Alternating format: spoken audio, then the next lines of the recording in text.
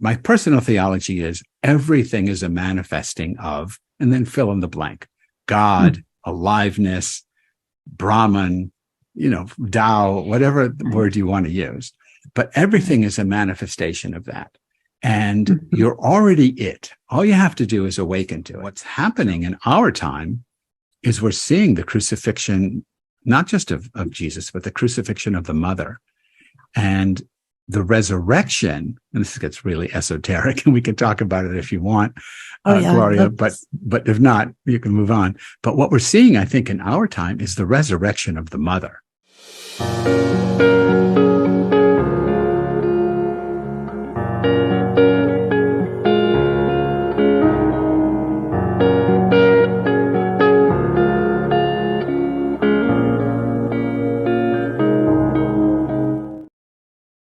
Welcome to Caritas Consciousness Project. I'm Gloria Quiddu, and Caritas is dedicated to promoting the evolution of consciousness as the key to individual growth and global healing. And we do this through online presentations and interviews with guest speakers, as well as classes and study groups. And we draw from a wide assortment of both ancient wisdom and leading-edge studies in science and consciousness and spirituality and philosophy. And we've been doing this since 2003. And in 2020, we began recording our presentations on Zoom. We have nearly 100 recordings at this point, I think 97. And our video recordings are viewable through our website, caritascenter.org. And also on our YouTube channel, Caritas Consciousness Project. And as a nonprofit, we rely on the support of our members and donors to keep our program going. So if you enjoy our presentations and would like to support this program, you can make a donation on any page on our website. So let me introduce our guest speaker.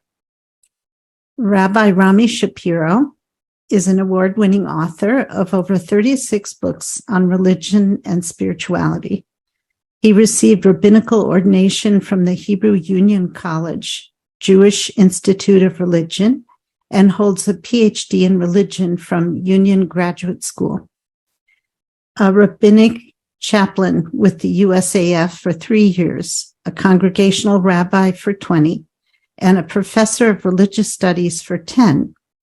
Rabbi Rami currently co-directs the One River Foundation, which is www.oneriverfoundation.org.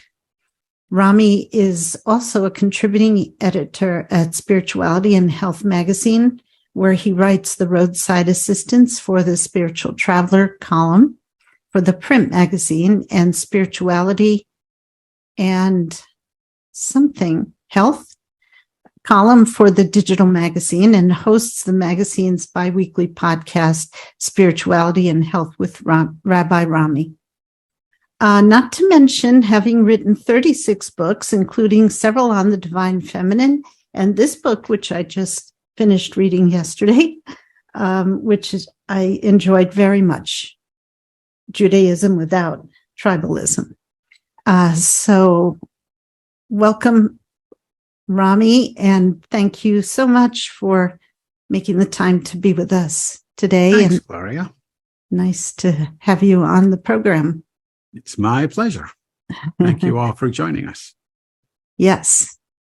And so I thought we would start by my asking you to give us a little background on how you became a rabbi, how you got interested. I guess you were raised Jewish, but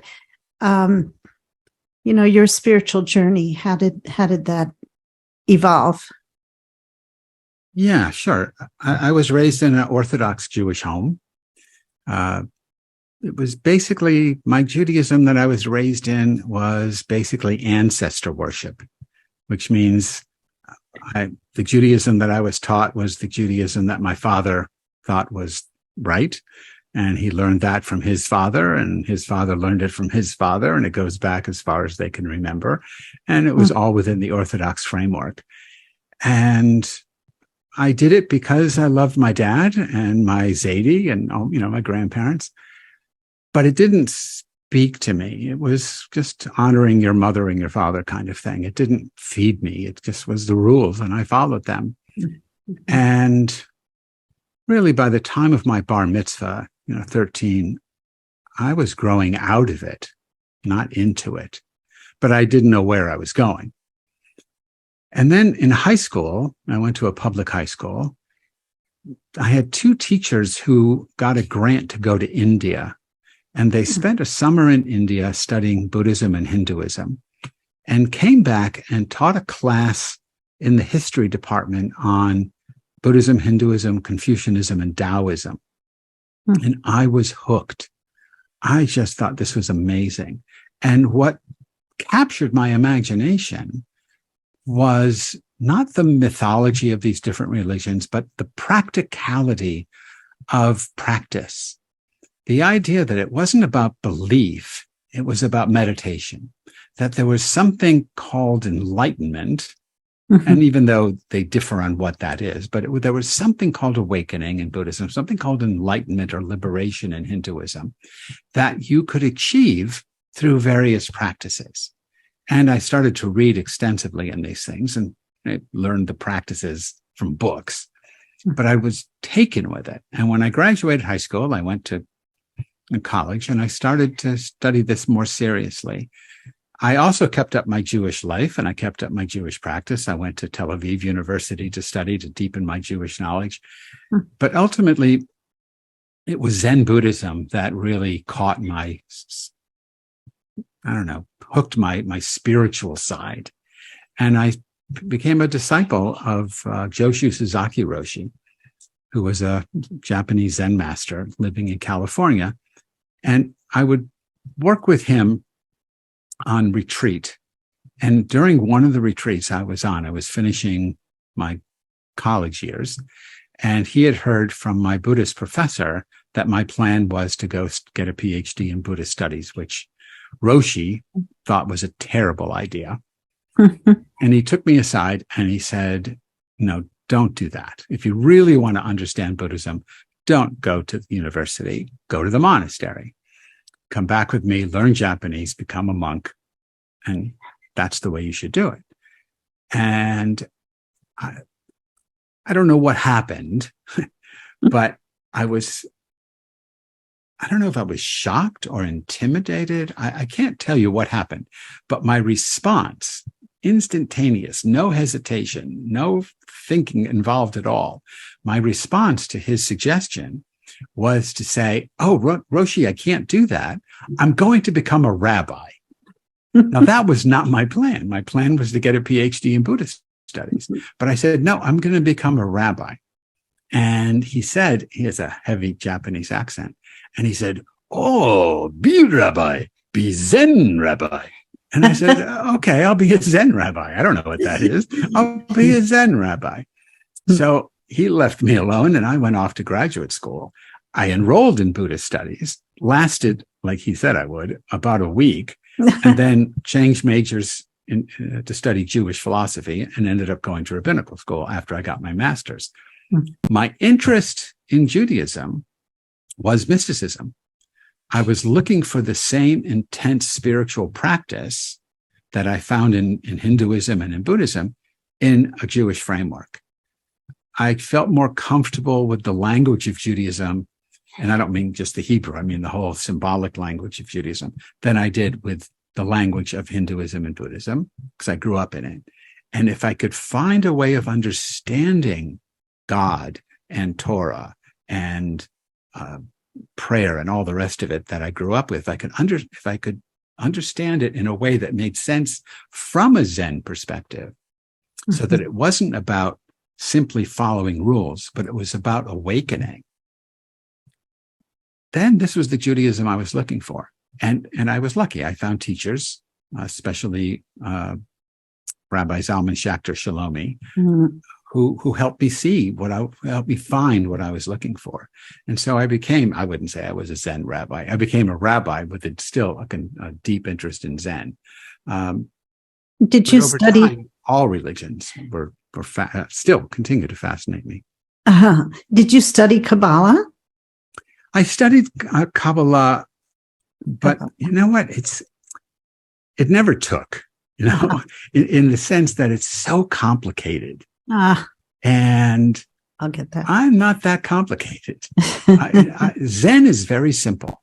I have friends who are Tibetan Buddhists, and I'm not drawn to Tibetan Buddhism for the same reason I'm not drawn to Kabbalah.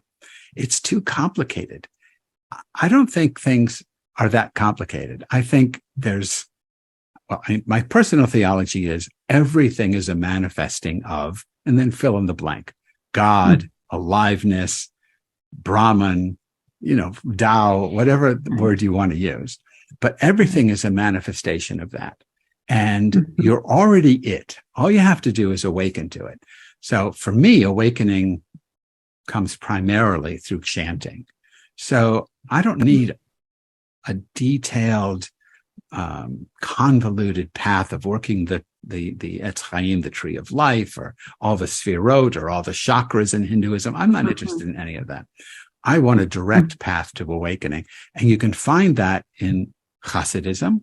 You can find that in Advaita Vedanta Hinduism. You can find that in, I think, Zen Buddhism. That's what attracts me. So Kabbalah is fascinating. It's a brilliant system, but I think it's needlessly complicated and therefore distracting. I see. Yeah, I've just I have never studied it in depth. I've just kind of wet my toes in it, and it seems to definitely have a mystical message. So well, it certainly has that. But you can't study it in depth unless you know Hebrew and Aramaic and the Bible inside and out. And, people who take a weekend seminar in Kabbalah and then come back and say, I'm a Kabbalist, it makes no sense. Oh, no. I understand. It is complex. It is complex. But I would say needlessly complex. If your goal is to be a Kabbalist, then complex is part of the game. But if your goal is to awaken to the divine in, with, and as everything, you could do it much more directly than studying Kabbalah. Right. Yeah, I agree. So I love the concept of religion without tribalism. It's, to me, a revolutionary concept that goes against the unstated objective of many, if not all, religions, which too often has to do with control and revenue, right? Could you say a little bit about that, the difference between being a tribe and being tribalist? Yeah, because I'm not opposed to tribe. I mean, people are we naturally join tribes. So, I all of my electronics, all of my computerized, all my digital stuff is Apple, right? I'm not being paid by the Apple people to say that, but I have an iWatch and an iPad and a Mac, and it's all Apple.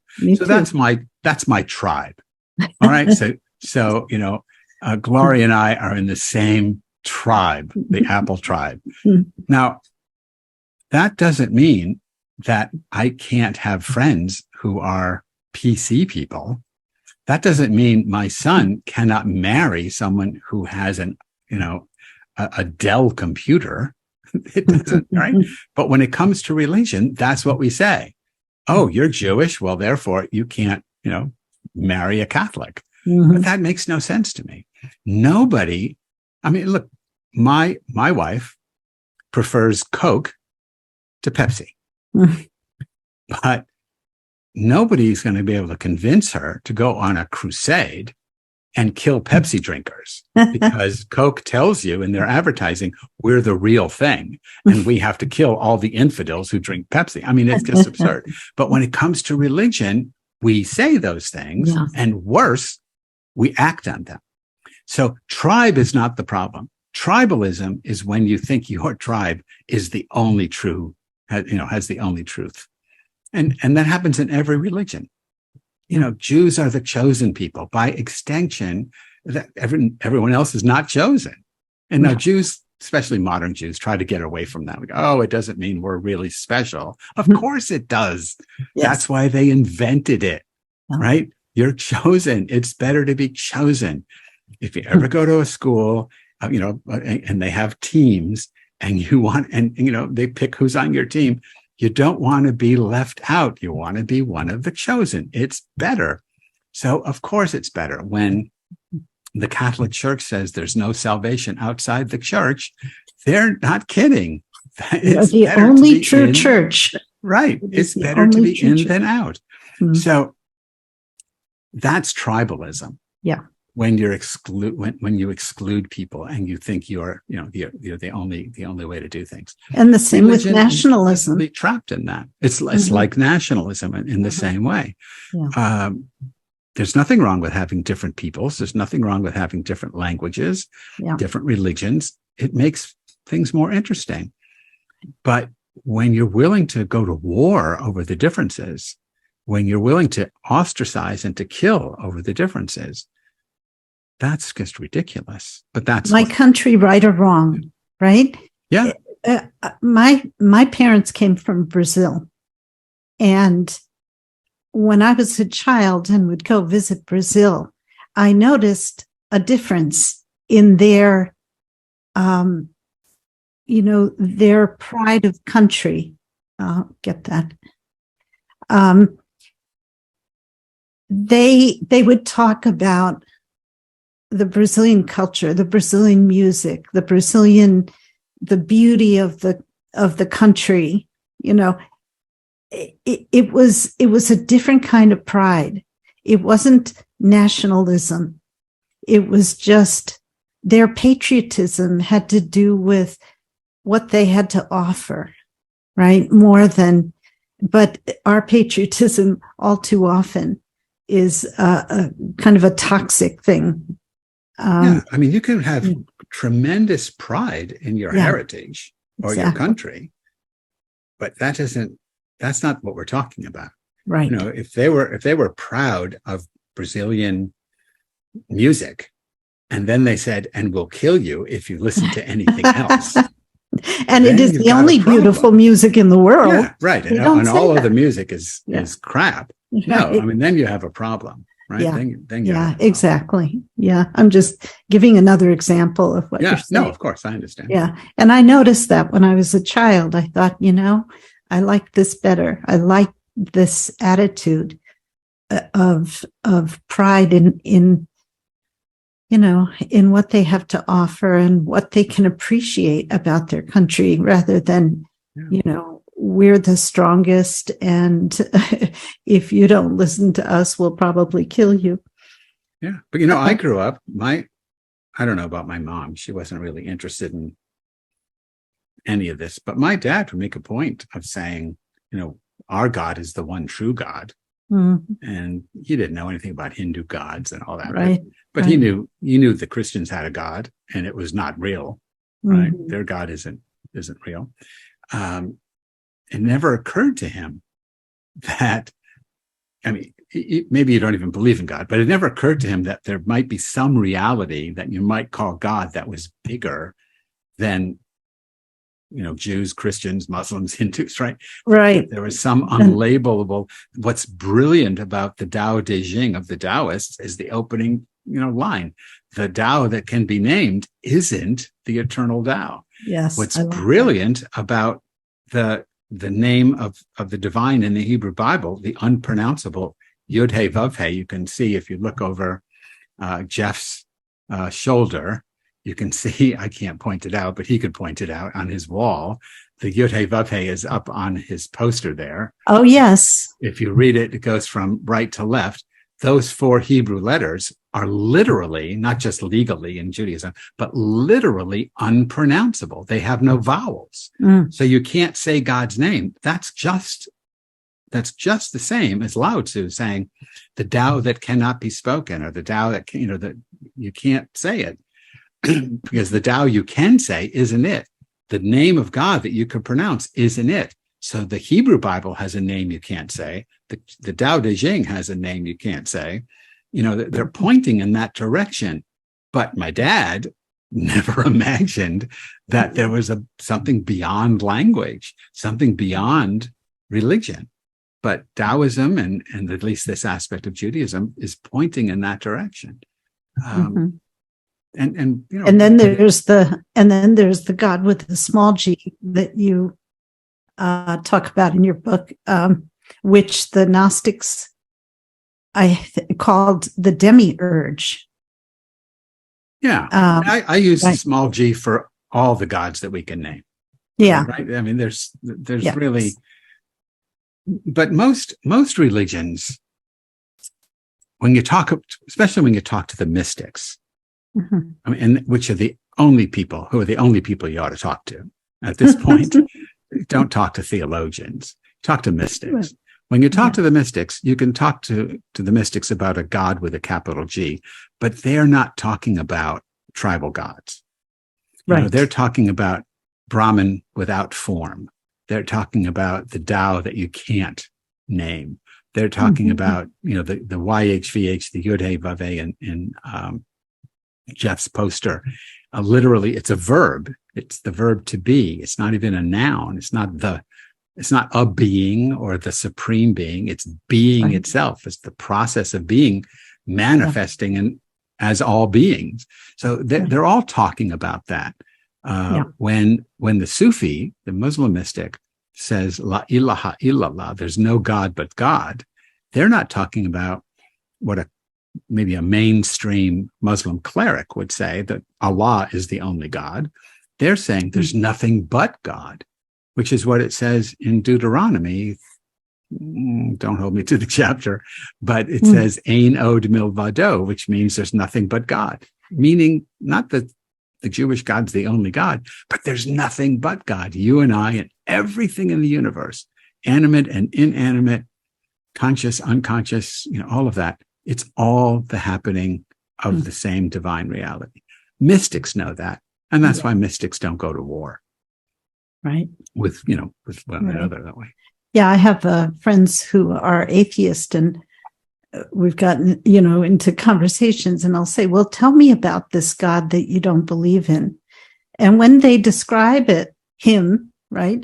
Yeah, I'll say, well, I don't believe in that God either, but I'm not an atheist. Right. So, yeah. I'm noticing a very interesting looking crucifix behind you. Can you tell us about that? Yeah, so you can't see it. I'm gonna just give can't see it too well. Let me pull it down. Okay.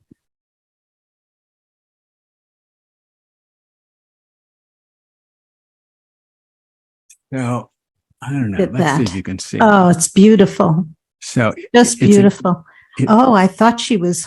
I see. She's holding the crucified Jesus. Yes. So she's holding. It's sort of a what do you call it? Pieta. Pieta. Yeah. So it's Mary, and I mean, I have a deep connection to Mary, and I was in Israel, Palestine. This is actually Palestine, from Palestine, but I was in Israel leading an interfaith trip, and this is a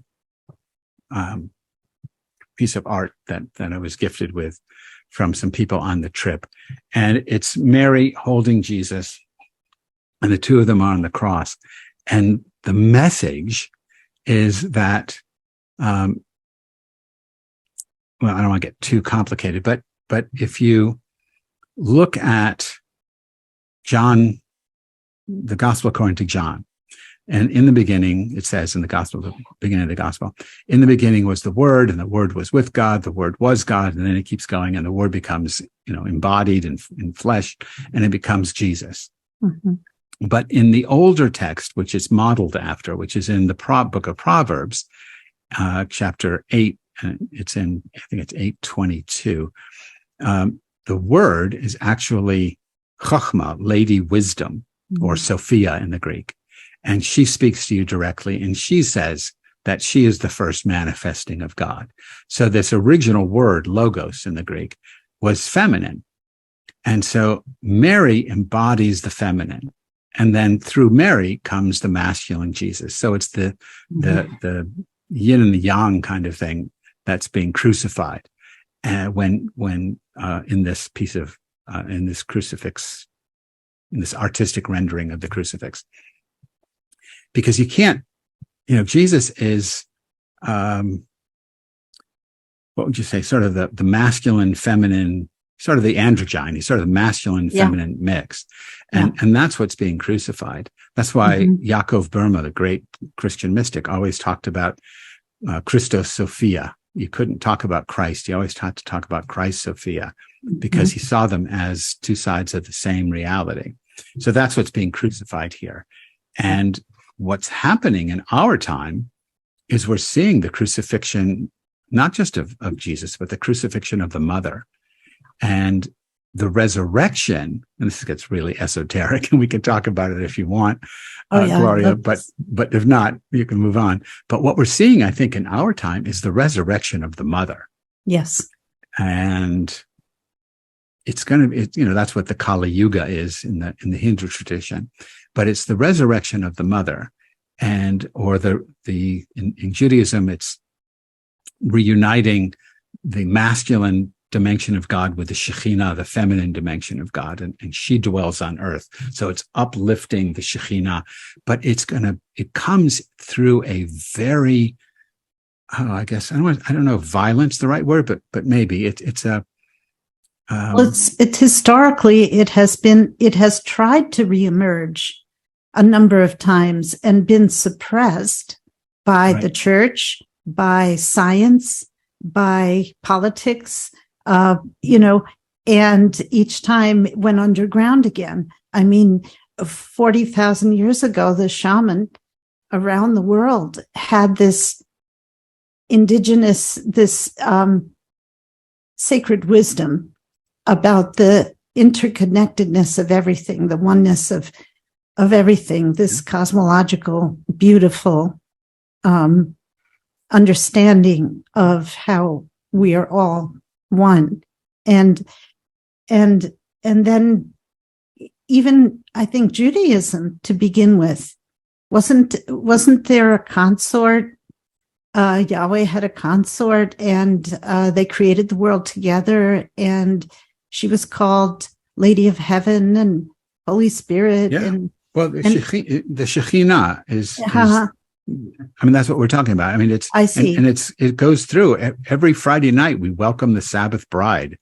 I mean, she doesn't disappear, but I mean, she's certainly goes suppressed. Underground. She goes underground, but even when she's not underground, like you sing to her every Friday night, we welcome the Sabbath bride, but it goes right over your head.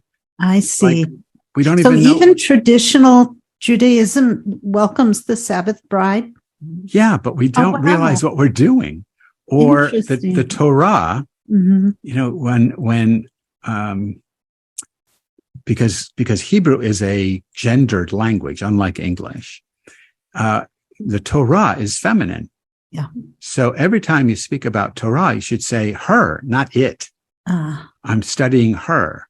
Or it says in the Talmud, you turn her. So you're turning her, not it.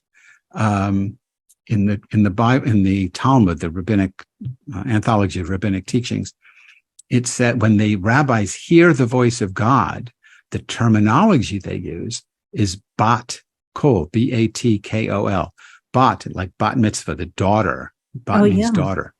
And kol means voice. They hear the daughter's voice. There's something intrinsically feminine in their experience of the divine. Now, personally, that's my experience of God. So it's not theoretical. When I experience the divine in any kind of anthropomorphic way, it's always as the feminine. I experience the mother visually, audibly, whatever the word is, and it's always in the shape of the mother, or through the sound of the bat kol, the daughter's voice. So they were having something very similar. So I don't think it's a metaphor. I think they were telling you what I'm experiencing as well. And what's happening in our time, though it may not succeed, like Gloria said, it's happened before and it gets repressed, is the return of the Divine Mother. And it's coming because it needs to come through. Otherwise, the planet the humanity is basically doomed. Mm-hmm. It's going to come through in a very strong and somewhat violent way. because she has to break the patriarchy. She has to break the back of the patriarchy. Mhm. And the resistance to her by the patriarchy is going to be violent. It's So Yeah. it's going to be very, very because the patriarchy, almost by definition, tends towards violence, right? Yeah, I think so. In Catholicism, I mean, I consider Catholicism a very patriarchal religion also, and yet all those beautiful Gothic cathedrals are cathedrals to Mary. And back in 1950, Pope Pius XII instituted the Feast of the Assumption, saying that not just Jesus, but also Mary, when she died, she went to heaven, body and soul. Okay, so symbolically, he was putting her on at least in that sense, on the same level as Jesus. And Carl Jung noticed that and said it was a very important step toward the feminine. Yeah, and, absolutely. I happened to be born the very first Feast of the Assumption, which was August 15th, 1950. And that's how I got my name, Gloria Maria, which is glory to Mary. But these things happen, but they're not enough, right? Because there's this. Well, we don't know yet. Yeah. Right? We don't know yet. So these things, it's in 1950 and it's only 2023. So it's not even 100 years, only 70 something years. So so we don't know yet, but because these things move in long stretches of time. Yeah. But it's the work of human beings who are drawn to this, to work through the Divine Mother. And not, period, to work through the Divine Mother, to find mantra. It depends what your spiritual practice is, but for me, to find mantra that evoke the feminine, and to do it whether you're a Jew, Christian, Muslim, Hindu, whatever. Yeah. And I went through a Hindu initiation, 12 years ago maybe, and Swami Swahananda. I had studied Hinduism academically, but I studied Hinduism with a friend of mine who was a Swami for 10 years. And then I asked to be initiated, to sort of honor him. And I went to his Swami, who was empowered to do initiations. And his Swami said, I see that you're attached to, motivated, touched by the Divine Mother. So he initiated me through, this is in the Ramakrishna order. So through Masarada, the Ramakrishna's partner, his wife, who Ramakrishna thought was the embodiment of the Divine Mother. So he gave me a mantra connected to the Divine Feminine through her. And so you can find it in any religious tradition. Yes. That's the way we should be working. I guess I don't know all that much about Islam, but I guess I've never seen it written about in that tradition. So when you go through Sufism. Yeah, Sufism is all about the heart and love. Sufism is about the heart. Sufism is about hikmah, which is feminine and it's wisdom. So it's a little, and I'm not an expert in Sufism, but it may be a little more work to find the Divine Mother there, but it's not absent. I've never read the Quran, so I don't know. But it's not always in the main text like that. It's in other mystical texts. I see. So I think it's important. Not everyone is attracted to terms like the Divine Mother or the Sacred Feminine because I think it's important to talk about what they represent, like symbolically what they represent. So if I'm a person who is not really oriented spiritually, what would you say the Divine Mother or the Sacred Feminine represents in our world? Like, Yeah, I would say the interconnectedness of all reality. I would say that whether you're talking in whatever language you're using to talk about and the absolute fundamental truth, the fundamental truth is that everything is a manifesting of one thing, and you can call it nature, you can call it mother, you can call it whatever you want to call it, right? But it's going to be what she represents. If you want to use that kind of language, what she represents is the interdependence of everything. That you are. Einstein has this wonderful quote that I'm not going to quote it, but I'm just going to paraphrase it. He says that the fundamental problem of humanity is that we operate under an optical delusion of consciousness. Yes. That gives us this delusion that you and I are separate from one another and that we're separate from nature. And because we feel separate, it's that sense of separation that causes all of our problems. We feel separate, so we feel alienated and then fearful, and then we can do things to one another that we wouldn't do to ourselves. You know, I would there's really, unless I was psychologically impaired, there's no way I'm going to pick up an axe in my right hand and chop off my left arm.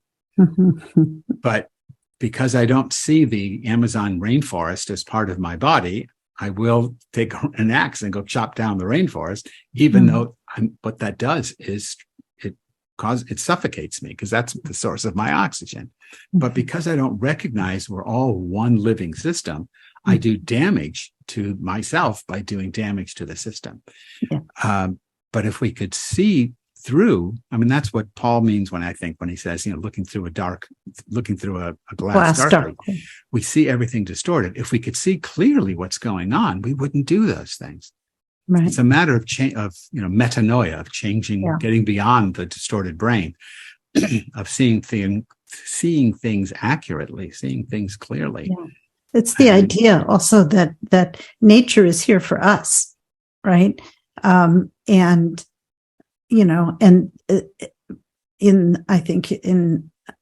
know if it's Genesis or where it says that we will have dominion over. Yeah. And that idea of, we can do what we want. We can exploit nature to our heart's content. It's there. God gave it to us. Right. Yeah. I mean, there's two creation stories in Genesis. The first one in Genesis 1 is we're alien to the planet. God creates the earth and everything is thriving. Everything is great. God keeps saying, this is good. This is good. This is good. And then as an afterthought in Genesis 1:26, God says, let's make people. But there's nothing for people to do. Everything is going great. So God says, let's put him in charge of everything. And then everything goes to hell. Yeah. But in Genesis 2, there's a totally different story. In Genesis 2, nothing is growing. The earth is barren, the Bible says. And it says it's barren for two reasons. One, there's no water. And two, there's no one to serve nature. So God first, and they're myths, they're stories. I don't take them as history. But in the second myth, God creates water first, so the water rises up from the ground, and then God takes the mud and creates an Adam, which English Bibles translate as man, but that's false. The word for man in Hebrew is ish, and you don't get the word man until after. You literally don't get a man in the Bible till after you get Isha, a woman. What you get first is an Adam, which is an earthling, and it says male and female. So it's the first thing God creates is some kind of androgynous earthling. Interesting. And the rabbis say God took all the different colors of the earth, of the dirt, to make this, I don't know, plaid earthling. I don't know what, it has all the colors. But God makes this earthling. And the mission, unlike in the first story, where it's to, rule and dominate the fish and the birds and everything else. In the second story, the mission is to serve and protect. And the word says to work the soil, to till the soil. The word that's used in Hebrew, avodah, is the word we use in Hebrew for worship. Oh, wow. So your service to nature is an act of of holy worship. That's what we're supposed to be doing. So you have a choice. Are you a Genesis 1 person or a Genesis 2 person?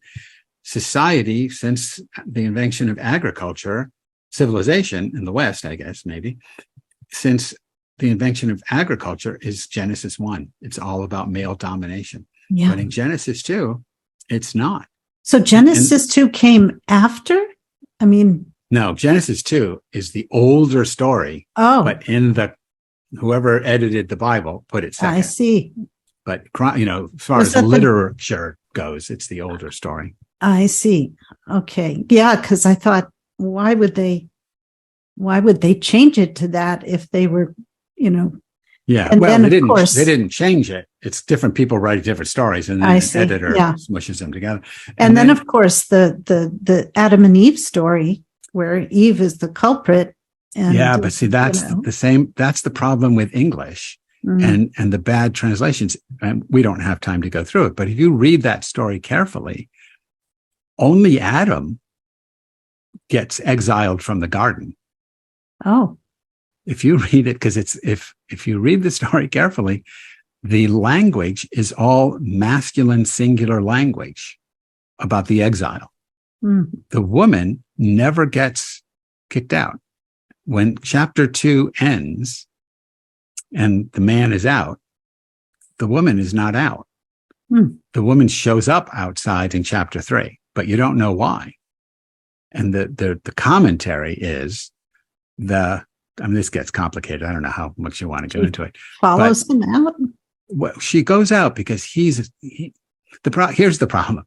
She eats from the tree of knowledge of good and evil after she sees it. She sees the fruit and that it's beautiful to look at. I mean, that it's delicious to eat, but she doesn't eat it for that. Then she sees that it's beautiful, but she doesn't eat it for that. So the commentary says these are different encounters with the tree. She masters her hunger. She masters her desire for beautiful things. Only when she sees the tree is going to make her wise in the way of morality, good and evil, she eats it for that. She's willing to die to become wise. So she eats it. Then she makes a mistake. She hands it to her husband, it says, but they're not married. She hands it to the man, and he eats it without any thought at all. He doesn't master anything. He just eats it. And then what happens later on, if you watch the language in the Hebrew, God says we have to kick him out because it says in English, he's become like one of us. But the Hebrew is more subtle. The Hebrew says he's become alienated from us. His connection to the divine is broken, whereas hers is not. She's become wise. Oh, that's so fascinating. I've never heard this. It takes a deep dive into the Hebrew. But he's kicked out so that he won't, because God says, what if he eats from the tree of eternal life? He'll be stuck in this alienated mode. We don't care if she eats from the eternal tree of eternal life because she's wise. She's connected. So they kick this guy out. But her job is to make sure he doesn't do too much damage. And then it says that, they put the cherubim with the flaming sword and all that. And it says to guard the way back to the garden. We are normally taught that means to keep them out. But they're not guarding, they're not keeping them out. It's guarding the way back. So that when if she can help him figure out that he's, how to live properly, then she can lead him back, and the way back is protected, so they can get back in. They can make the world a garden again. So her job, as the embodiment of the divine feminine, is to carry wisdom into the patriarchy and bring them back. And there's a lot more to it than we can go into it, but I've already gone too far with it. Yeah. But there's so much more to the Hebrew Bible that's lost in the English translation, especially when the translation has got a patriarchal bent to it from the beginning. Right. Well, that's, I'm so glad that you told us that, because it's important to know.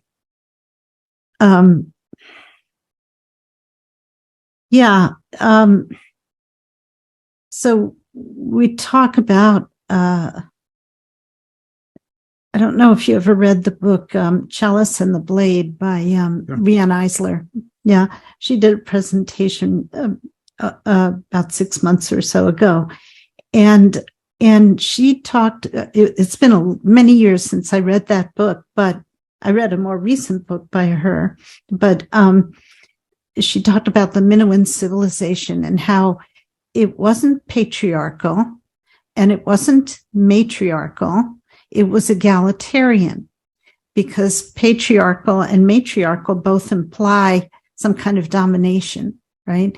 And so she talks about the domination system versus the partnership system, and how what we need now is to let go of the domination system. And to me, that's the patriarchy versus the divine feminine, not versus matriarchy, but versus, the divine feminine.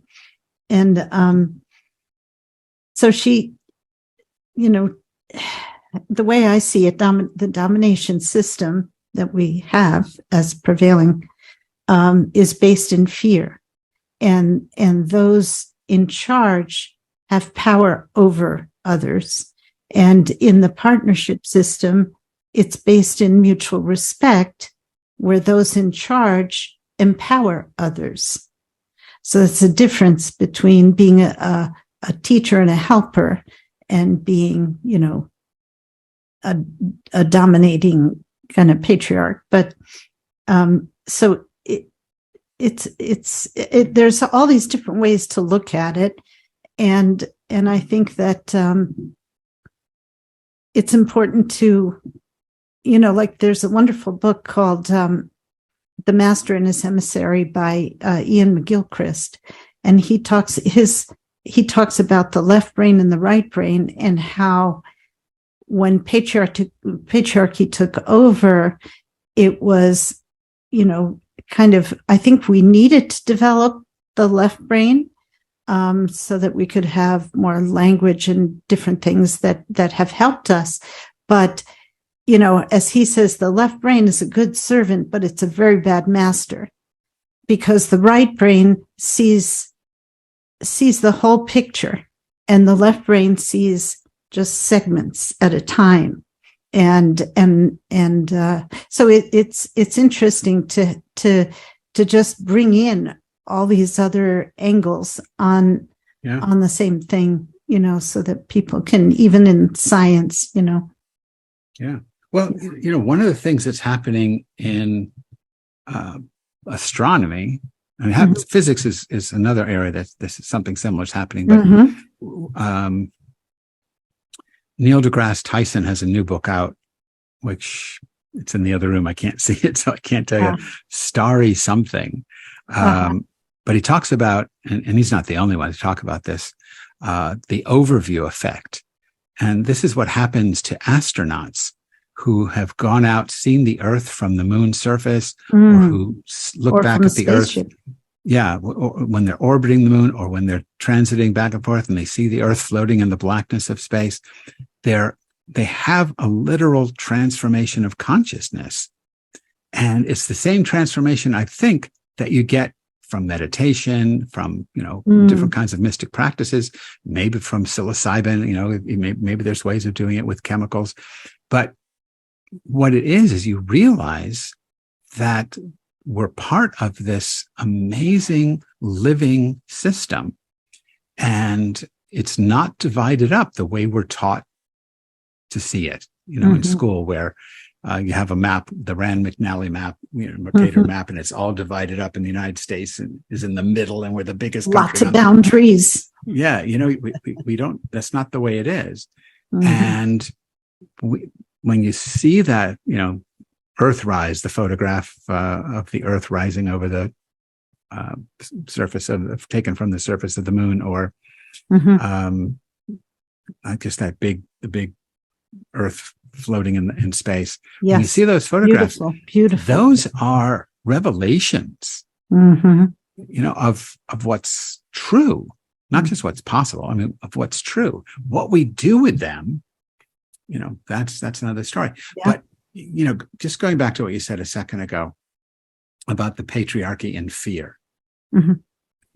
we have people on here from all over a number of different countries, but here in the United States, and I'm in Tennessee, and this is a very patriarchal place, Tennessee, and fear is this is my opinion, obviously, but fear is the preeminent emotion of the patriarchy. Yes. They are crushing women's rights because they are so afraid of women.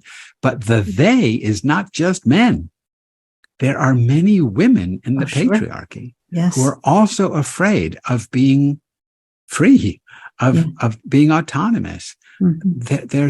You can't underestimate the power of fear in the system. And that is fear. That induces fear in me.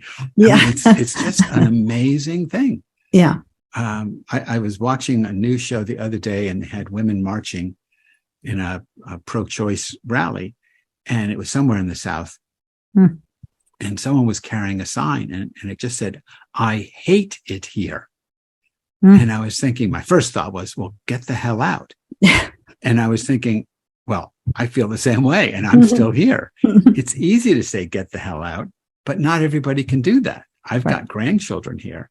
My kids have jobs here. They just can't pick up and leave. So they can't leave. So I really can't leave. You just, it would be nice to say, yeah, okay, let's just move to Massachusetts, where I'm from. And it's a different environment. Yeah. So it's going to reach a point, at least in my estimation, in parts of the United States, it's going to reach a boiling point where something is fundamental is going to crack. Yeah. And it's either going to be an opening of the divine, and I'm using the divine mother language, but you can substitute. Oh, no, I like that language myself. It's going to be an emergence of the divine mother, cracking open the patriarchy, shattering the power of, here it's white Christian nationalism, just shattering their power and breaking through to some other level of consciousness, or it's going to be once again the repression of the divine mother and everything she stands for. There's a lot more at stake right now than there ever has been in the past. The health of women, the health of the planet. The planet. It's our democracy. Yeah. It's like every level of livingness from the very earth that we live on. I mean, the planet will outlive us. It'll just shake us off. Yeah. But the planet, we can't destroy the planet, but we can destroy ourselves. That's why we're happy to have Karen Adler here, who's celebrating King Charles, who's a pro. He's pro environment. Yes, that's true. He is pro environment. So long live the king. Yeah, yeah. And I think that Tennessee needs you there. I don't think so. Even if it doesn't acknowledge that, I think that I don't think there are any accidents, and your being in Tennessee is probably a good thing for that part of the world, even if you never said a word publicly there. I think just your being there and the light that you carry is important. Well, thank you. I will keep that in mind, because I do say a lot here. But Thomas Merton also lived in Tennessee, right? That's where Kentucky. Oh, Kentucky. That's right. Kentucky. Yeah, Kentucky. Well, not that far. Not just a few hours away. I visited his grave. And politically very near. Yeah. I visited his grave several times. Oh, did you? Yeah, I love Thomas Merton. Yeah, me too. Is there a meditative tradition in Judaism? Oh, yes. Yes. Rich, multiple meditative practices and traditions in Judaism. All right. Some silent meditation practices, some chanting.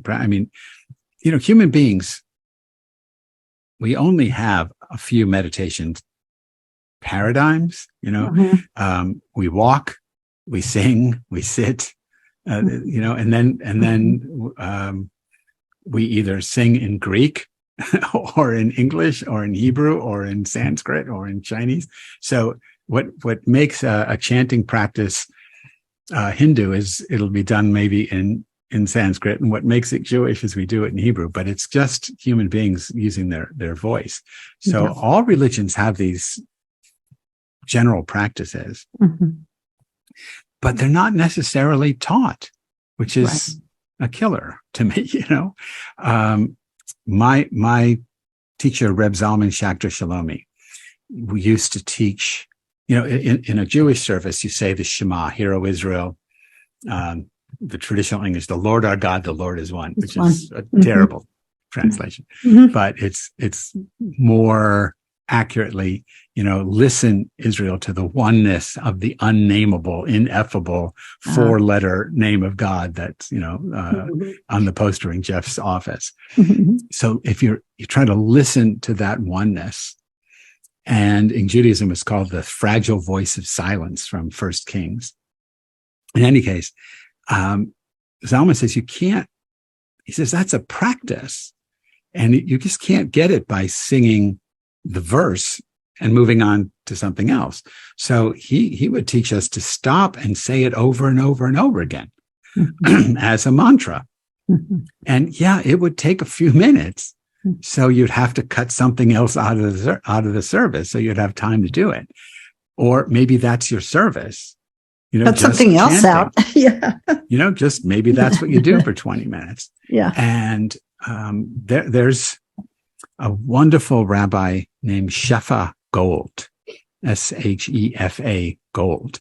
And she's one of the premier, I don't know what you call it, chanters. That's not the right word. She's not a cantor. Cantor. Not a cantor. She's not really a cantor, because a cantor does all the liturgical things, but she's a chanter. She writes chants. She teaches chant. And she talks about how, maybe the whole service is just 1 or 2 chants for an hour. And that could just, because the point is not to get through a 300-page prayer book. The point is to transform yourself from your normal waking state consciousness to something else. Yeah. And that takes time, but that also takes a certain kind of breathing, which comes from a repetitive practice. So anyway, that was a long answer to saying, yes, Judaism has a lot of these practices. Yeah. So I often think of our current global crisis or crises as, and I think we've already touched on this somewhat, but as labor pains trying to birth a new reality, right? And I've often thought, I remember when 9/11 happened and there was this outpouring of compassion and service, people from all over the world coming to help. And it was really a very beautiful thing to watch, even though it was heartbreaking also. And I thought to myself, and being from New York, I was glued to the television set, which I'm not usually glued to, because I felt like I had to be part of it. I had to somehow be there as much as I could. I was living in Colorado at the time. And I thought to myself, is this what it takes to bring us together? And if this is what it takes, then good.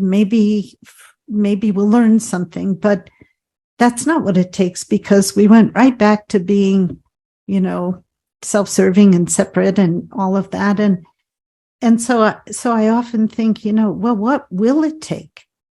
Is it the global warming? Is it, climate collapse? Is it economical collapse? What? I don't think I don't know if there's anything. I mean, so 9/11, I was living in Los Angeles, and I went for, I watched it. My wife called me. I was at my office, and she said, "Turn on the TV," and I watched the tape, replaying the thing over and over again. And I was running a meditation, a Jewish school, but it was focused on contemplative practice. And I went for a walk to sort of I don't know if the word is clear in my head, but what are we going to do? We have to respond to this. Right. And as I was just walking, people were driving by. I had a yarmulke on, a kippah on, and people were walking by screaming at me, thinking that, I was a Muslim or something. Oh my goodness. And then one of my close friends, who's an imam, he came up with the idea of a ground zero mosque, and everybody turned on him. And this was a guy who is so liberal and so open to democracy. And I mean, he's, you couldn't ask for a more loving, compassionate, open-minded, justice-oriented guy who wants to reinvent Islam as a universal. I don't know, I don't speak for him, but just an amazing character. He wanted to do this ground zero mosque as really a mosque for all peoples in a sense, right? I remember that movement. That was, it was suggested. Yeah, I know they crushed it. Then I came here to Tennessee, and another wonderful imam, also from Egypt, he had a mosque here for 30 years. He needed to expand the space, and the whole town, which ignored the mosque for 30 years, suddenly turned on them. And they set fire to the building that they were trying to build. There were gunshots. It was just horrifying. Mass protests they built it ultimately, but nothing brought us together. Climate change is not bringing us together. No. You look at what's happening at the southern border of the United States with people trying to escape poverty and gangs and, all that. And, we're not welcoming them with open arms. And there's a whole issue. We could have a different discussion on what to do with the border. But we're going to get millions of people coming into the United States trying to escape climate collapse. Climate refugees. Climate refugees. And then we're going to get refugees, not just from places that are going underwater. We're going to get Florida climate refugees trying to get into Ohio, and Texas climate refugees trying to get into Idaho. And Ohio people don't want the Floridians, and the Idaho people aren't going to want the Texans, and they're all armed with AR-15s. So it's going to be absolute chaos.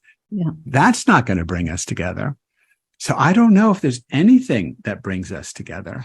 It just may be that, and I had one sociologist tell me, there's simply 4 billion too many, 6 billion too many of us.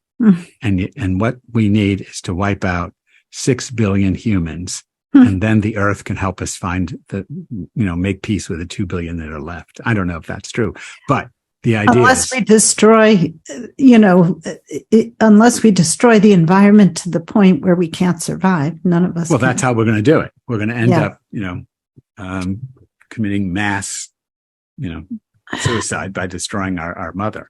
It's just incredible. I am not an optimist. I think that it's going to be a terrible, terrible apocalyptic collapse. And the only thing that people can do is learn to go through this to mitigate the damage we're going to do, not to the earth, maybe it's too late, but the damage we're going to do to each other by taking on serious, deep, transformative, contemplative practices. Chanting, meditation. Because there is, on the other hand, there is this movement, this spiritual awakening that I see, that I think is much bigger than most people realize, because we're quiet, right? And one of the things that kind of woke me up to that was when that movie, What the Bleep Do We Know, when that came out, and no theater would run it because they said, this is ridiculous, nobody's going to come to this. And then one theater finally in Seattle decided to take a chance, and it was overrun. They held it over for months. It was full house every night. And then all across the country, I was living outside of Boulder, Colorado at the time. And I remember when it came to, of course, Boulder is a new age kind of town. So, but even the Midwest, I mean, there were people just lining up to see that movie. And I thought to myself, there are more of us than I realized, you know? Yeah. Yeah. So there is that. But I don't think there's enough of us, and I hope I'm wrong. I don't think there's enough of us to turn things around. I think there might be enough of us to help a lot of others so that there's a way to collapse with compassion, but there's maybe no way to stop collapsing. I don't think there is a way to stop collapse, but I think a lot of what is going to collapse needs to collapse. You know, I'm not talking about the earth, you know, the ecology. I'm not talking about, you know, the climate crisis, but in terms of industrial collapse, I think there's a lot of that needs to collapse. And I know it's going to be hard. It's not going to be pretty. I had an experience. It was in the very early 70s, maybe 71.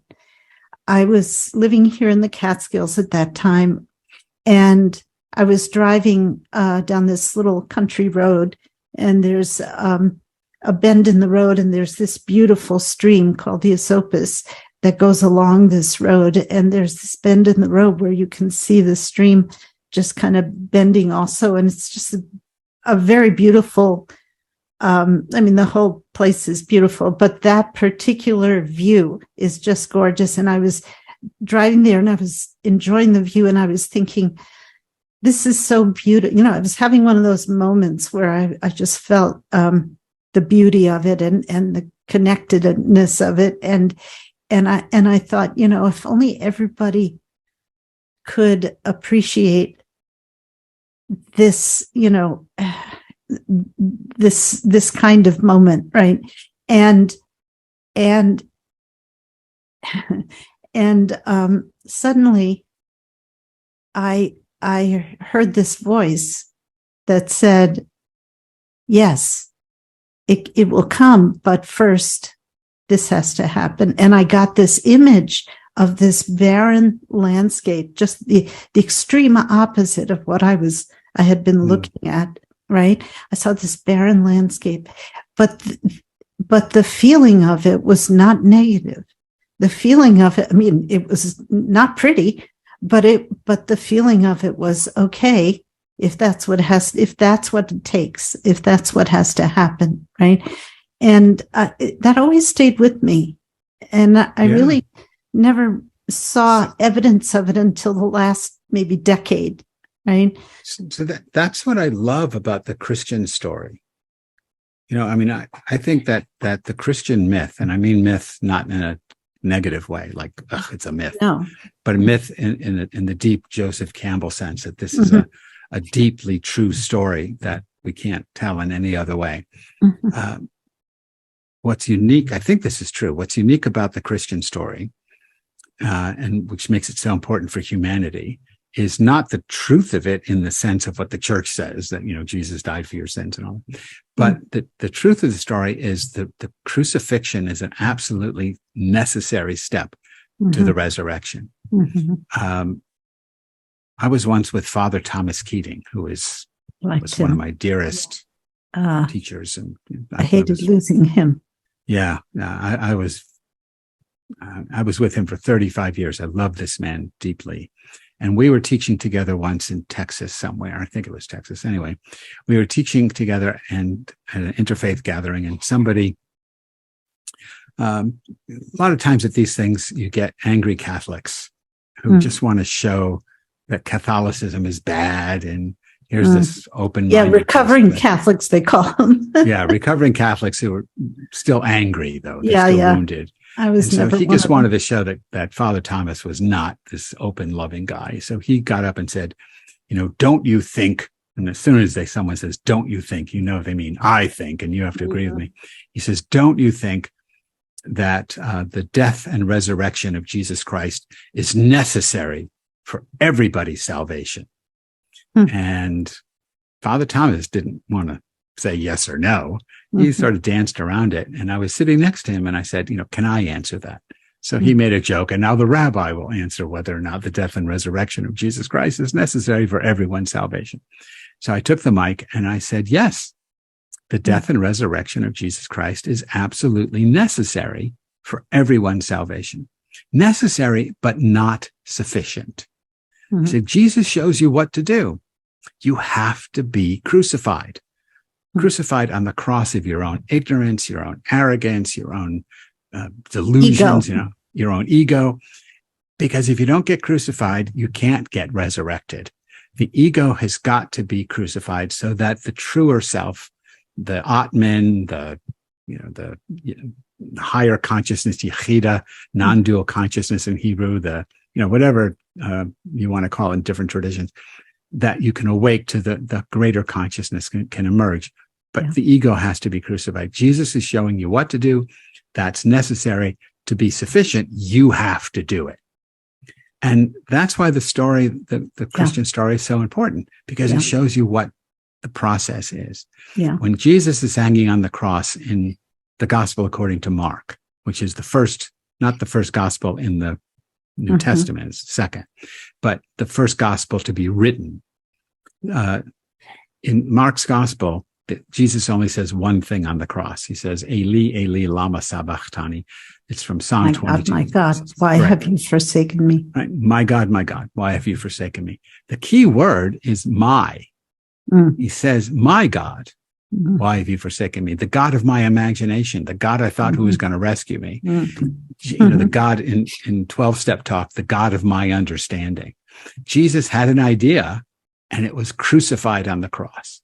He was left absolutely naked without anything to hold on to. That's what has to happen to each one of us. We have to be stripped absolutely naked and left without anything to cling to. And that's when the crucifixion happens. And that's when the resurrection happens. We have to be willing to die. Willing or not, you have to die. I think every spiritual journey at some point we encounter death. I don't mean physical death, right, but a death, something that feels like death that we have to say yes to. Another way of looking at it, less metaphysically maybe, is or less mystically, I don't know, but is Carl Jung saying, if you want peace in the world, everyone has to own their own shadow. Yeah.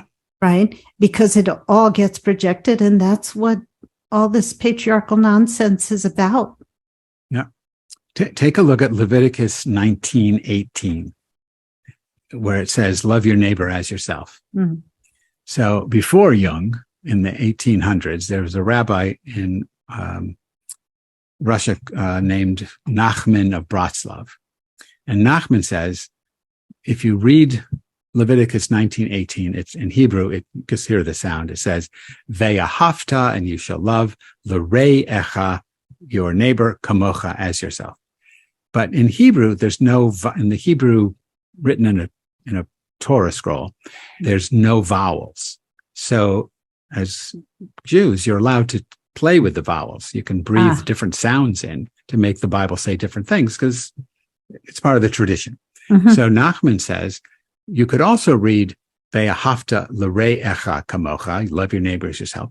You could read the same thing without changing anything but your breath and get Ve'ahavta, and you shall love l'ra'echa, your evil, kamocha, as yourself. And then he has a whole commentary, just what you were saying, Gloria, about from Jung. The shadow.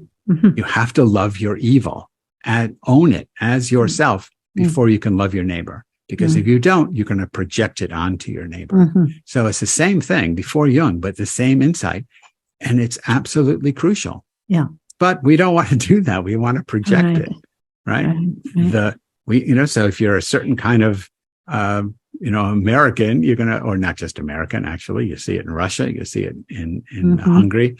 You're a certain kind of person, you're going to project your negativity onto gay, lesbian, transgender, LGBTQAI people. You say, oh, those are the evil ones. They're not. Or even Republicans. we can project it onto. Yeah, if you're a Democrat, Republicans, yeah. Republican, it's Democrat. Exactly. Right? Yeah. Yeah.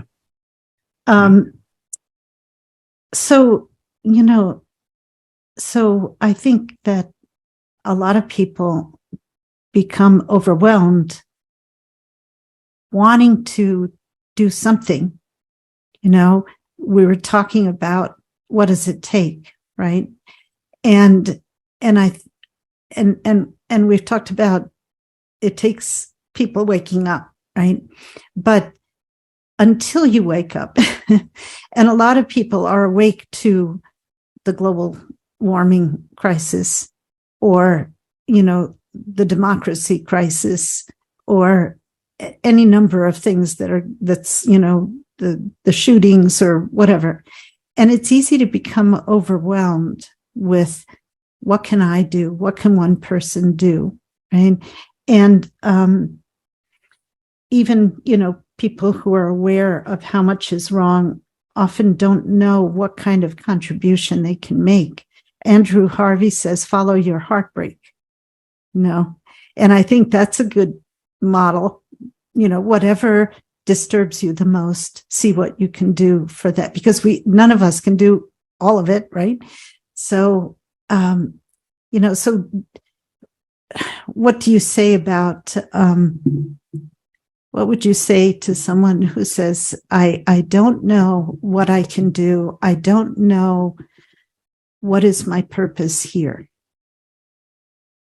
Yeah, well, neither do I. I mean, I want to make a general statement, and then we can talk about things we can do. One of the things that has happened in the environmental crisis is that the corporations have turned things upside down and blamed you and I for the problem. Mm-hmm. When the problem is them. Exxon is the problem. Mm-hmm. British Petroleum is the problem, not you and I. Right. But they want to tell me that it's my carbon footprint that's the problem, mm-hmm. not the fact that they're, creating fossil fuel, creating all this stuff.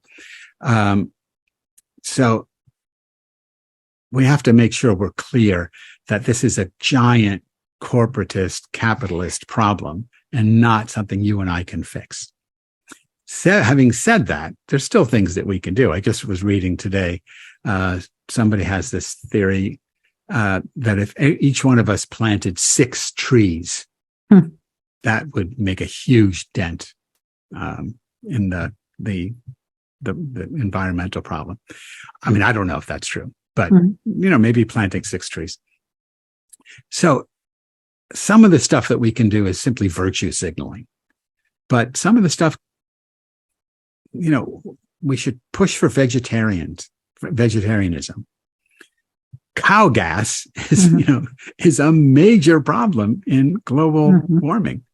Now, I don't eat meat. I'm a vegetarian, so it's easier for me to say that. I haven't had a hamburger or a hot dog. I haven't had meat or chicken or anything like that in, 30 something years.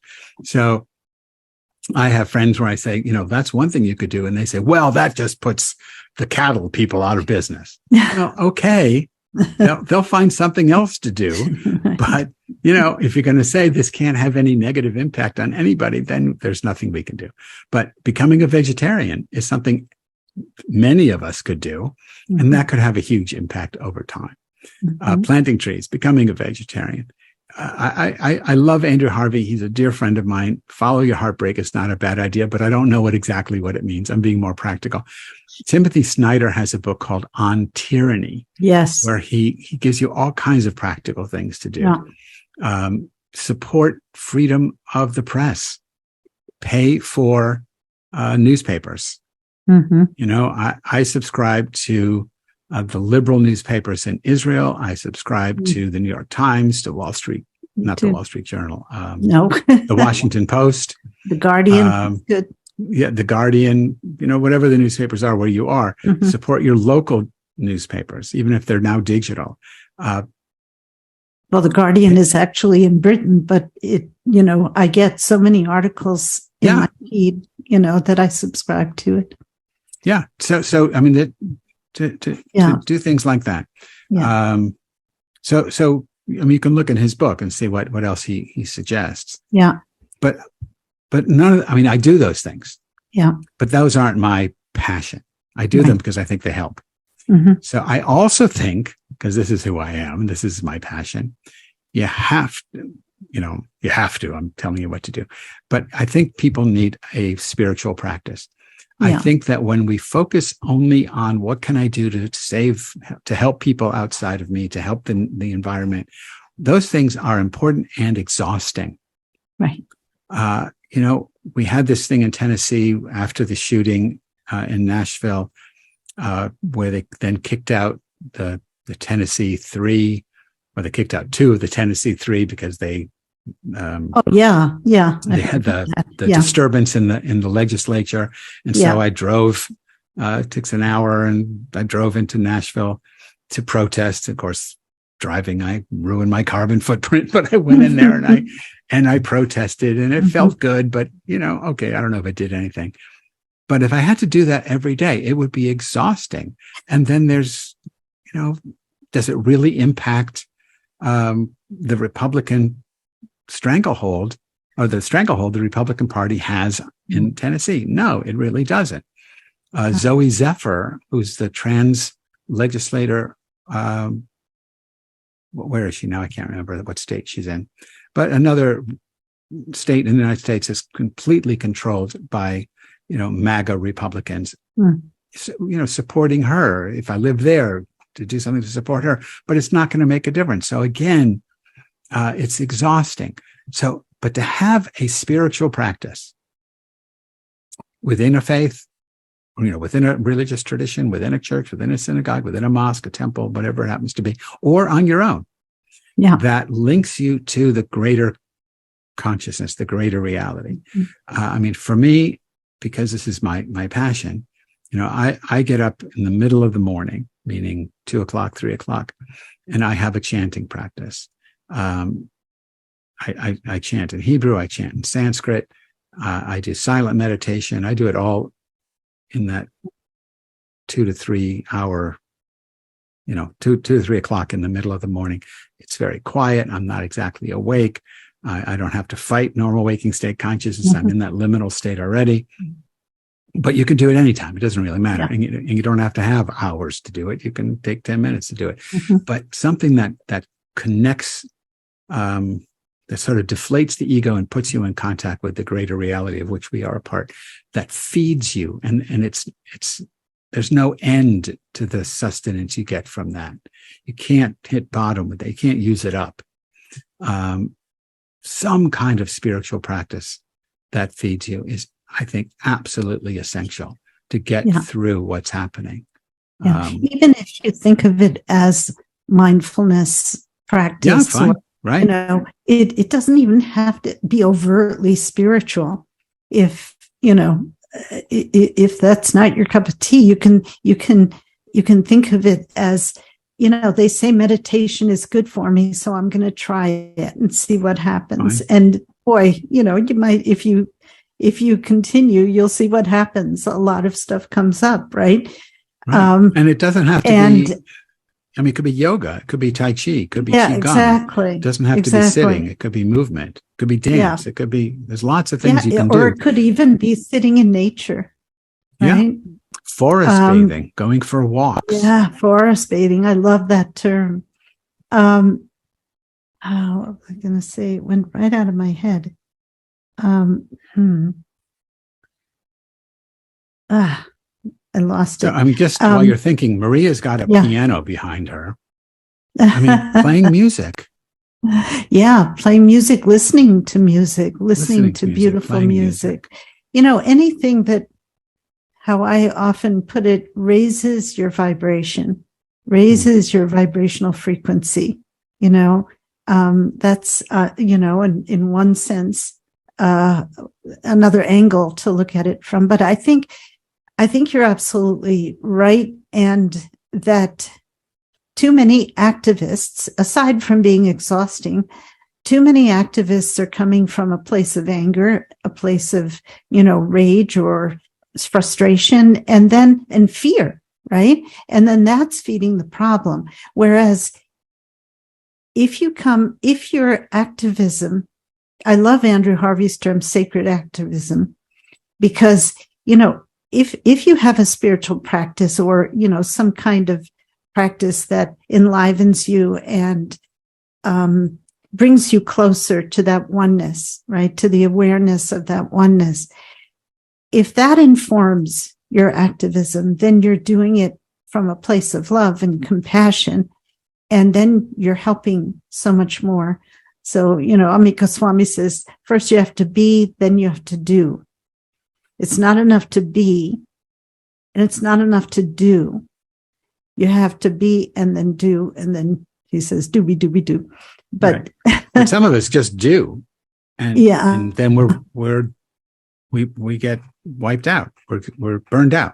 Exactly. Yeah. So it's a combination of things.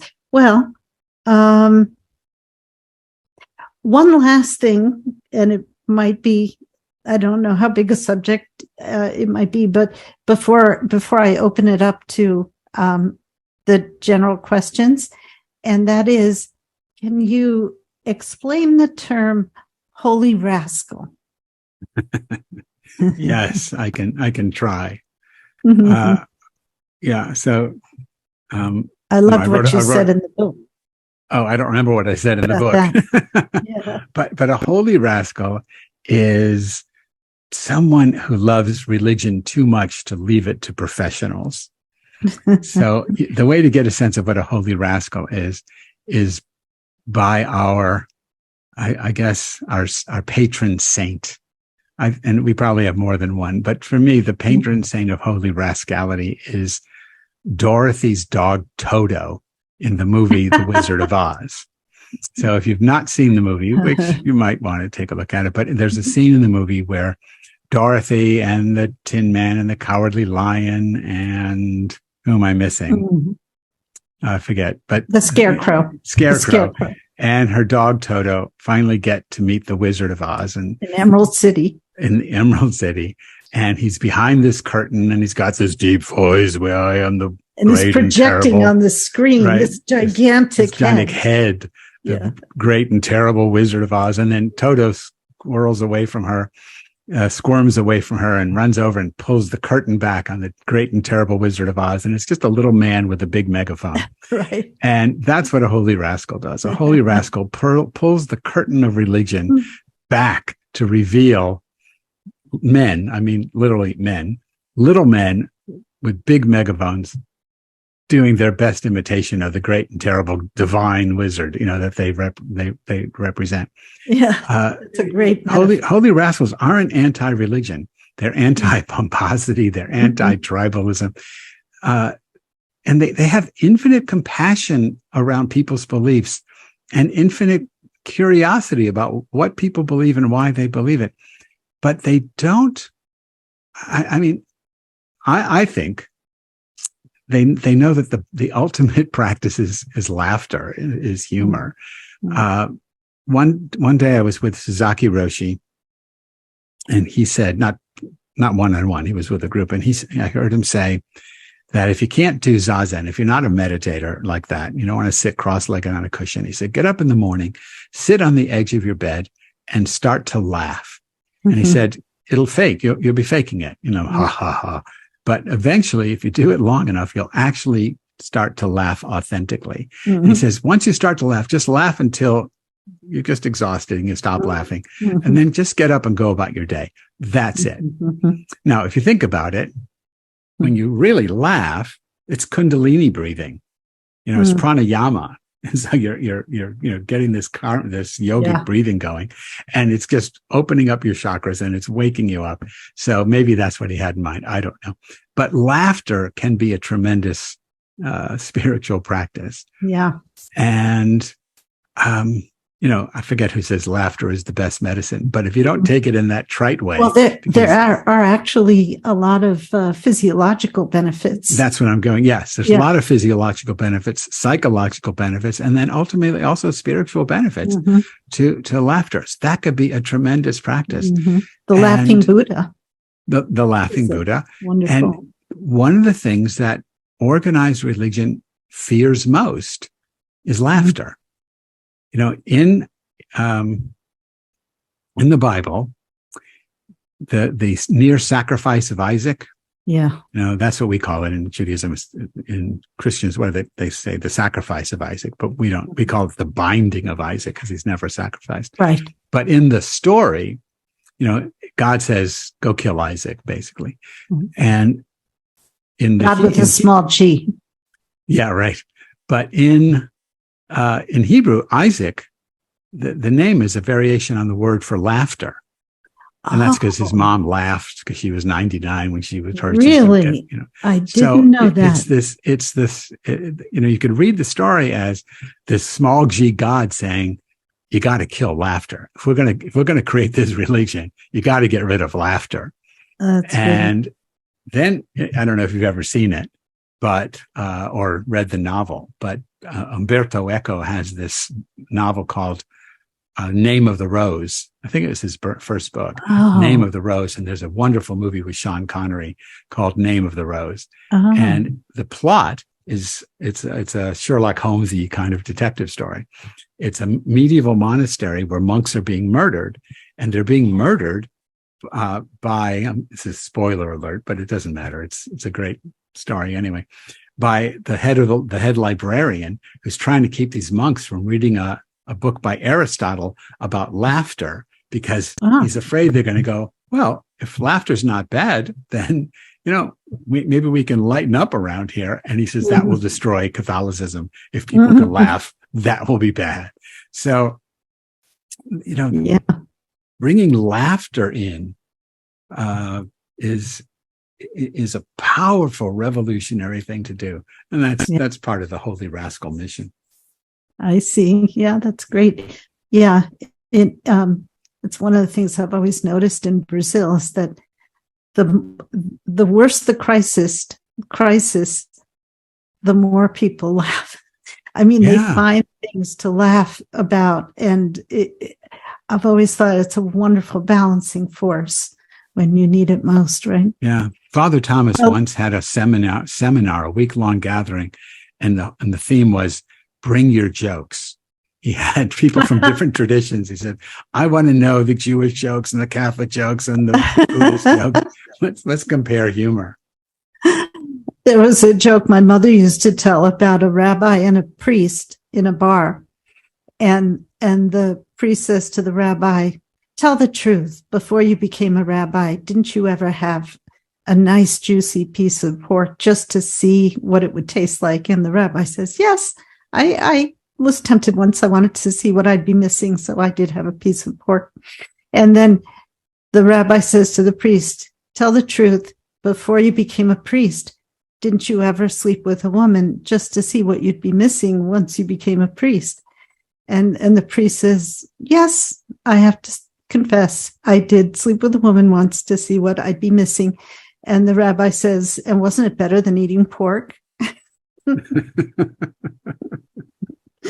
So, Karen, I see your hand is up, and there are also a couple of people in the chat that said, let me read one from the chat and we'll go back and forth. Maria was, you were trying to think of the name of that movie. It was Starry Messenger.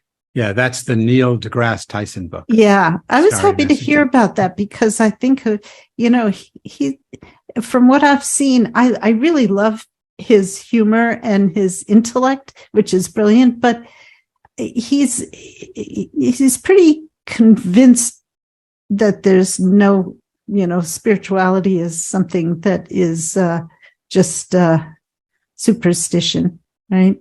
So I didn't know that about him. Yeah. But I'm happy to hear what you said about him, because there again, I think science can bring us to a lot of awareness that, So go ahead, Karen. Want to ask your question or make a comment? Thank you, Gloria and Rabbi Rami. Lovely, wonderful. I've just got, just I just want to ask you a couple of spellings. That's all it is. That's all it is. A technical question, because there was a lot of spelling. If you don't mind, please, or shall I email you? Or no, go ahead. Let someone else. Okay, let someone else. It was just, you mentioned your Zen Buddhist, the Japanese Zen master. How do I spell him? Joshu. Joshu. I've got Joshu Saki. How was? Did I get him right? Did I? Yeah. So I'm writing it. So. Oh, thank you. Okay. So what's the next one? And the next one is was it oh, I've got him. Who was it who talked about Christos Sophia? You mentioned his name, and I didn't. Okay, so that's more difficult. So I don't know. I'm sorry. Jesus, how do you my notes. Bohm? Do you know how to spell Christos? Yeah, B-O-H-M, was it? B-O-E-H-M-E? Are you talking about David Bohm, the scientist? No, Yaakov Bohm. Oh. Burma. Oh, it's German. I don't. Oh, well. It's something like that. B-O-E-H-M would be Bohm. Oh, yeah, I think. But I wrote it down. You'll Google it. You'll come up close. Thank you. And I think one more. Swami Swahananda. Sorry, I'm not familiar with all. You'll never find him, but I'll I know, write it out and anyway. I thought I won't. If you could, that would be because I'm not familiar with all. And that's it. Yeah. I'll let someone else take the reins. For okay. So I'm just old question. Yeah. Okay. So I put it all up there. So Thank you Suzaki so much, Roshi. Rabbi. Thank you. Burma is close, but Swami Swahananda. The next word is Ramakrishna.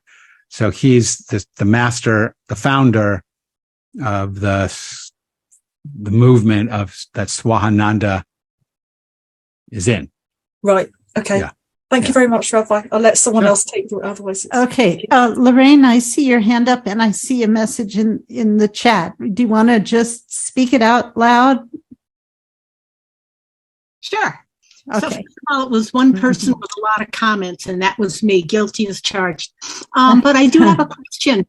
So lots happening around gender in this country, and gender identity and gender changes, and not wanting gender changes to happen to children who may very well be too young to understand who they are and the ramifications of their choices. And I'm curious what your perspective is on that. Yeah. Well, if you're talking about, being too young, I think that's an issue. I don't know what the right age is. I've got a 7-year-old grandson and a 18-month-year-old grandson, but I don't know how old you have to be able to say definitively, I'm a blank, so I wouldn't want to mess around with anybody's hormones too young in their life. I think you can let kids explore who they might be without using gender, without going any kind of gender hormone blockers or I'm not up on all this, but I'm also not opposed to when they're at the right age, whatever that age is, and I don't know. Transition is not something I'm opposed to. Transitioning is not something I'm opposed to. That's an ancient thing in Judaism. If you, without getting totally locked in, I won't remember all the things, but there are 6 sexes that the ancient rabbis talked about when I mentioned when God creates the Adam, the earthling, in 126 or 127, it says, God created male and female. God created him, male and female. God created them. Yes. And the rabbi said they used him and then them. And the commentary says the him refers to the fact that there was one earthling. The them refers to the fact that they were, the one earthling was masculine and feminine, at the same time. And then they derive 6 sexes. You could be an androgyne, male and female. You could be male, it could be female. You could be male at birth, but end up not developing male and becoming female. It could be female at birth, developing male over time. You could be, I forget, there's 6. ways that they looked at it. So these, but my concern is the age when you actually make a decision to do something that's permanent. and my question was not so much about age. That's certainly one aspect of it, but whether the array of gender identity, how does that fit into this whole discussion of spirituality as opposed to a specific religious tribe? Does it fit well? Does it seem to support it or be more of an obstacle? Depends on the tribe, right? I mean, if you're Jewish and you're aware of this 6 sexes kind of thing, then there isn't an issue. If you're a binary person and you belong to an aspect of a tribe that says, no, you're either a male or a female, then it's a problem. But if you took it out of that, I mean, if everything is a manifesting of the divine, and there's so many varieties, there's such a, I mean, you could look at it not as a moral issue, but you look at just the way people play out morally. There's people who are, saintly and people who are evil and all the variations in between. We're so diverse. Why would it not be that we're so diverse, sexually or gender-wise also? So I see it all as part of the divine unfolding. But, the tribe defines who's in, who's out, and how they're in and how they're out. And so someone who's either transitioned or who's opposed, take someone who is and someone who's opposed to it, they're going to have to find a community that supports them. So I don't know if that really answers your question, but I'm open to it as long as the person is informed and ready to do it, and they're not being forced one way or the other. Jeff, you have a question or comment? Yes, I have a comment and a question. Okay. Thank you. Hello, Rabbi Rami. My comment is in 1985, I took a retreat or a seminar with Reb Zalman at Lama Foundation, and I went to a couple more retreats there. And in 1986, I went to a retreat there at Lama Foundation, and you were teaching with Thomas Keating. And I always remember that because that's where I kind of learned centering prayer that he used to teach. Yes. But that Yud Hey Vav Hey and that Aleph that I have that you mentioned is from the Lama Foundation. Oh, really? And so that goes back. And then, over the years, I lived halfway between Boulder and Denver. And over the years, I went up to Boulder many times to hear Reb Zalman speak and stuff. And I now for the last 12 years, I've belonged to Hardest Level Vote. It's a Jewish renewal group in Boulder. It's a small one with Rabbi Grosses. I think you know. Sure. Anyway, but in between, I've taken a lot of Zoom classes with you and like on Shift Network or read a lot of your books. So I want to thank you for all the things you've done and all your teaching you provide. So just want to thank you for your inspiration. Well, thank you, Jeff. You don't look any different than you did in 1986. My question is, to you and to Gloria, I think a lot about, the times we're going through and the MAGA Republicans and the climate crisis and everything. I was wondering, there's a lady here, a Jewish renewal lady from Israel, and she's a teacher of Rabbi Luzzatto.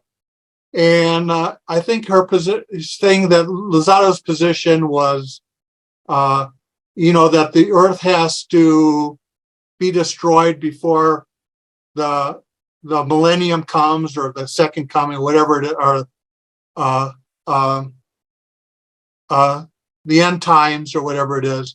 And I was just wondering, are your Gloria and Rami, are your thinking about these times, or maybe the end times, or this cataclysm that we have to go to, or this apocalypse, is that coming from your reading of the Jewish scriptures or the new Christian scriptures and saying, hey, we have to go through this terrible time because that was what was prophesied and we have to live through it? Or is there any way to kind of let there be a raise of a consciousness that we can overcome that and not have to go through all those terrible times? Well, I personally didn't get that from scripture, although in Revelations, of course, it does mention a lot of the things that are happening, with the volcanoes and the floods and the fires and all that kind of stuff. But I had that experience that I mentioned back in, I think it was 1971, where I got this clear message that there was going to be, and I knew nothing about global warming or the climate crisis at that time. I knew nothing about that. So I had no idea whether this was figurative or whether this was, literal, this image that I was getting. But I just got this image of a barren landscape, and I was told, yes, it will be beautiful, but this has to come first. So I don't know. And just in the last, 10 or so years, I've seen a lot of things falling apart on a lot of different levels. And it's made me remember that often, that experience. Rami, could you chime in? Yeah, I got it from Gloria. I did. I don't know where I got it. It certainly wasn't a revelation from a text. Right. I think it just, you know what? I've never really thought about it before. I think it just makes sense to me. Yeah. That's all I would say. It just makes sense. I won't say it came to me in a vision or it came to me in my meditation. Maybe it did, but I don't know. It just seems to me that that's what's happening. Yeah. But if I had to, I'll tell you who bolsters it. It's mostly the work of Andrew Harvey and Carolyn Baker. We had her on a couple of weeks ago. Yeah. Yeah. They're both my teachers. Uh-huh. But Andrew, when I first started having these encounters with the Divine Mother, I was very upset about it. I didn't like it, and I wanted to get rid of it. And I just felt this was bad for my brand. I'm a rabbi, and seeing the Divine Mother was not in the playbook. And I went to a number of people, and they all told me there's nothing you can do about it. But I went to Andrew Harvey, and he's the one who told me that also there's nothing you can do. This is just happening to you. And that he said that on a personal level, she is going to strip you of everything you think you know about, all the stuff I was teaching, non-dualities. This is all just language. I'll just talk to you. She's going to strip you of everything until you see the reality of it for real. And, he's, in his flamboyant ways, he's going to strip you of everything you're going to be naked and blah, blah, blah. And it was a very powerful teaching from him. And then he said the same thing's going to happen to the planet. Yeah. And if I got a message, it was direct from him. And that just seems to be true. Both personally, it was true, and maybe continues to be true. Because it's an ongoing process of stripping away. It's a apophatic kind of thing, or in the Sanskrit, it's neti. It's I grabbed something. It's no, not that. Yeah. But certainly, it seems to be what's happening in the world. And then I go back to their books, Savage Grace. I could look to have them over my right shoulder. Yeah. But definitely look at, if people are looking to read some very short books, Andrew Harvey and Carolyn Baker, their stuff is fabulous. Yeah. Something I've been thinking about, and I haven't read it for a long time. In the Dead Sea Scrolls, they used to talk about the battle between the sons of light and the sons of darkness. And I know, like Gloria mentioned, like there's so many spiritual groups. I mean, I get so many emails every day from all the spiritual teachers all over the world. Do you think that there's anything like that going on nowadays? Does that make any sense?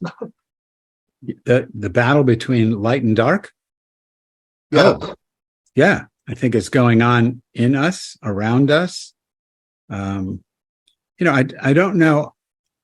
I just don't know how seriously I want to take what I'm about to say, because I don't know exactly what the ramifications are. But I think it's happening on a cosmic level. Mm-hmm. I just don't know what that means exactly. But I think there's this huge struggle going on between light and dark within us and around us, but on a cosmic scale. Yeah. So yeah, I think that's true. That's true.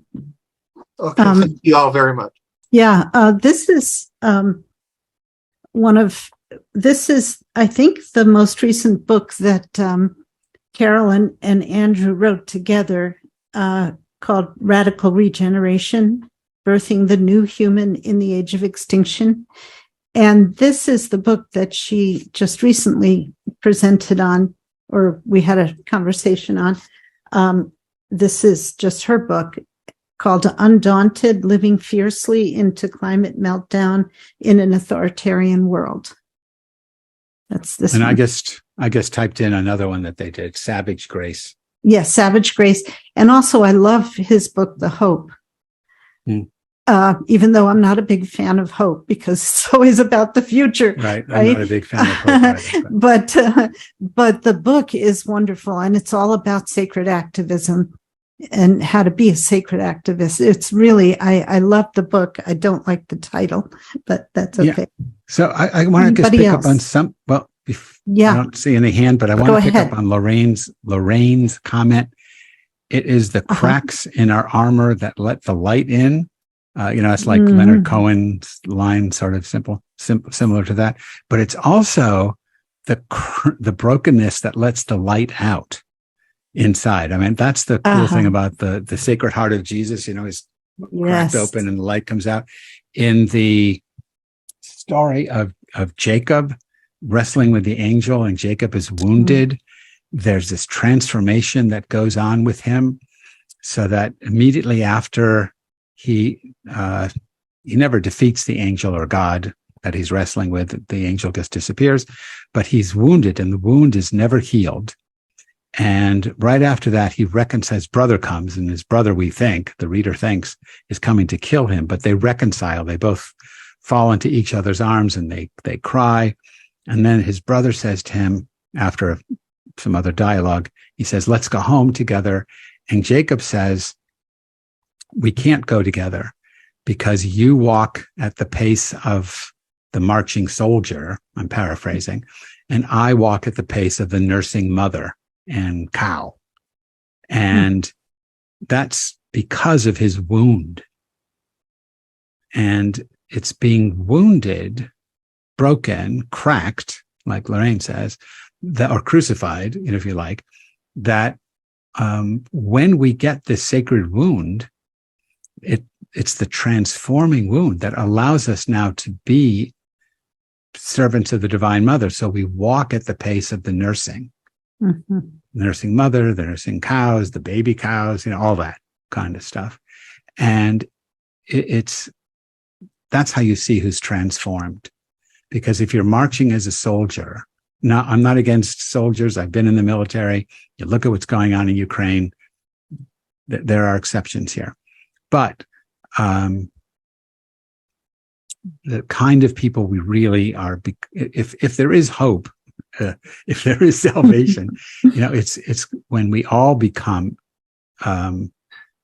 wounded warriors, or when we're all cracked open to this light can come through us. It's the light comes in through the cracks, and then this light comes out through the cracks. Yeah, that makes a lot of sense.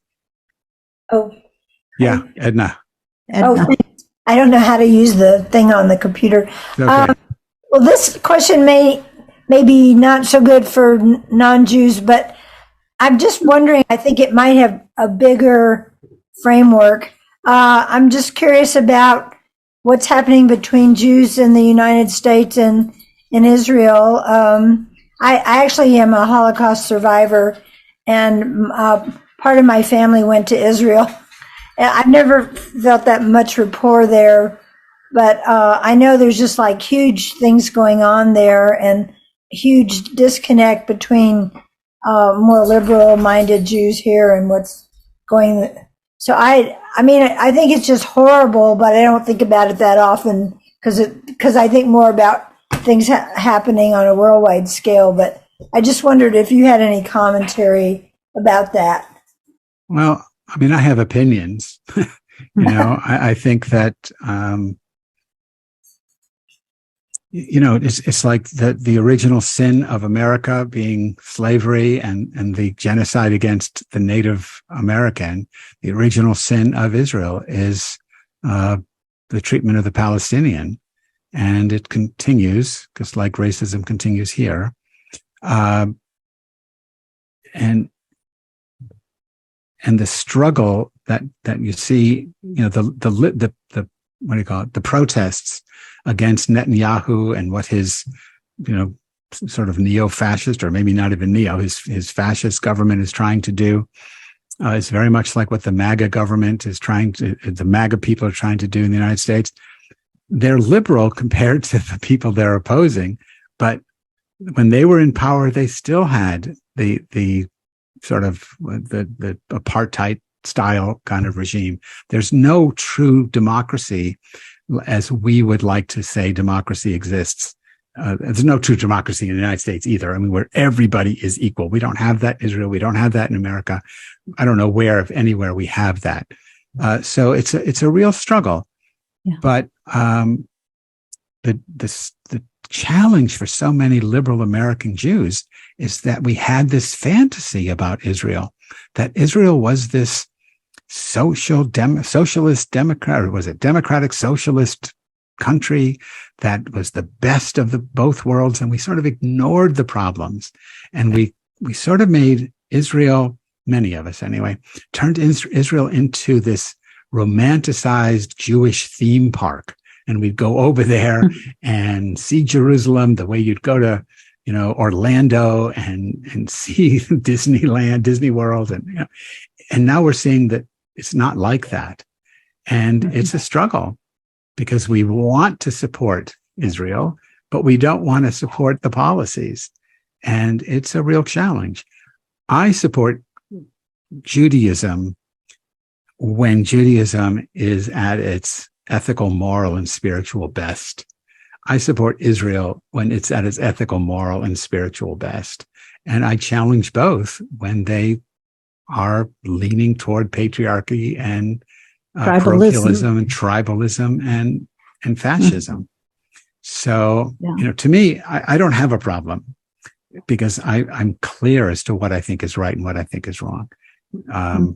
Rabbi Hillel, 2,000 years ago, defined Judaism as what's hateful to you, don't do to anybody else. I take him at his word.